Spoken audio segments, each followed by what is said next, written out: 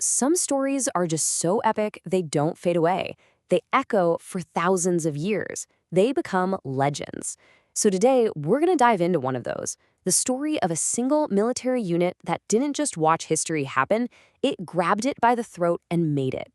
Okay, so let me start by asking you a question. When you think of Julius Caesar, the conqueror, the legend, what do you figure was his greatest weapon? Was it his brilliant strategy, his political genius, maybe some kind of fancy new sword technology? Well, the answer is actually way more personal than that. His most powerful, most decisive weapon was a single legion, a group of about 3,500 men who were so battle-hardened and so fiercely loyal that they would literally follow him to the ends of the earth, or even into a civil war that would tear their world apart. And look, this wasn't just any old legion. This was his legion, and it had a name that was about to be carved into the very foundation of the Roman Empire. So let's meet them. Legio XIII Gemina, the 13th Twin Legion. Now, here's the key thing you gotta understand. Caesar raised this legion himself, personally, back in 57 BC. These weren't soldiers that were just assigned to him. No. He built this unit from the ground up, creating this incredible bond that would turn out to be completely unbreakable. Every Roman legion had its own symbol, its own sort of brand identity. And for the 13th, it was the lion. I mean, come on, how perfect is that for a unit that was about to earn a reputation for being absolutely ferocious on the battlefield? And let me tell you, that lion symbol, that reputation, it wasn't just for show. Oh no, it was earned. It was earned in one of the most brutal, grinding military campaigns in all of ancient history. It was forged in the forests and fields of Gaul. For nearly a decade, the 13th was basically the tip of Caesar's spear during the Gallic Wars. I'm talking about fighting savage tribes like the Nervi, going through these grueling sieges at places like Rigovia, and the final epic showdown at Alea. These weren't just battles. This was a trial by fire that took fresh-faced recruits and hammered them into Caesar's most loyal, elite, veteran soldiers. And through all that shared struggle, all that victory, one thing became absolutely certain: the legion's loyalty. It wasn't to the city of Rome or to the Senate or to some abstract idea. Nope, it belonged to one man and one man only: Caesar. And that intense personal loyalty was about to be put to the ultimate test. So all of this, it's all building up to the single most famous moment in the legion's entire history. An act of pure defiance so legendary that, to this day, we still use the phrase crossing the Rubicon when we talk about passing a point of no return. So by 49 BC, Caesar's enemies back in the Roman Senate were getting really powerful, and frankly, they were terrified of his success. And here's why that was so dangerous for them. The whole Roman Republic was built on loyalty to the state.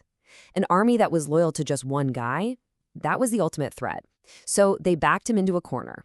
They gave him a direct order: give up your army, come back to Rome as a regular citizen, and, face the consequences. He was completely stuck. He had an impossible choice to make. On the one hand, he could obey the Senate, but that was basically political suicide. His career, everything he'd worked for, would be over. On the other hand, he could defy them. But marching his army into Italy was an act of treason. It guaranteed a civil war. So there he is, standing on the bank of the Rubicon River, with his most trusted legion, the 13th, right there with him. And he makes the call. He chose defiance. He chose war. And in that moment, he and his loyal soldiers completely sealed the fate of the Roman Republic. It would never be the same. But you might be thinking the story ends there, right? Caesar wins, the end. Nope, not even close. In fact, the legion's story was just getting a new chapter. It was about to be reborn and get a new name that was a nod to its totally unique history. So here's what happened. After the Civil War, Caesar actually disbanded the 13th and gave his veterans a nice retirement package with some farmland. But just a few years later, his adopted son and heir, Augustus, brought the legion back. Then, after another huge battle, the legion got reinforced with soldiers from other units. And that's when it got its new title, Gemina. It means the twin, because it was now this fusion of two parts. So now, the 13th Gemina had a totally new mission. It wasn't an instrument for civil war anymore. Now, it was a guardian of the very empire it helped to create. For more than 150 years, it was stationed way out on the frontier in a province called Dacia, what we now call Romania, defending the border of the empire. And what's so cool is that this isn't just some story from an old book. We have the proof. I mean, archaeologists have found actual coins celebrating the Legion, showing its lion symbol. They've even found bricks stamped with the Legion's official insignia. The lion left its footprint all over Europe, a real, tangible connection to these legendary soldiers. So what happens to a military unit with a story this epic? It doesn't just vanish into thin air. It leaves an echo that lasts for centuries. I want you to just think about this number for a second. 500. From the day Caesar created it in 57 BC until the last time we see it in the historical record in the 5th century AD, Legio XIII Gemina was in active service for about 500 years. 5 centuries. That is an almost unimaginable lifespan for one single military unit. And what's really incredible is that you can still hear the lions roar today. The Legion was featured in that awesome HBO series Rome. The modern Romanian Army's 4th Infantry Division proudly carries the honorary name Gemina. And then there's this really random one. Pro golfer John Rahm actually named his live golf team Legion 13 in its honor. How wild is that? So when you really boil it down, this is a 500-year epic about loyalty, identity, and just pure endurance. It went from being a general's personal army to a guardian of an entire empire.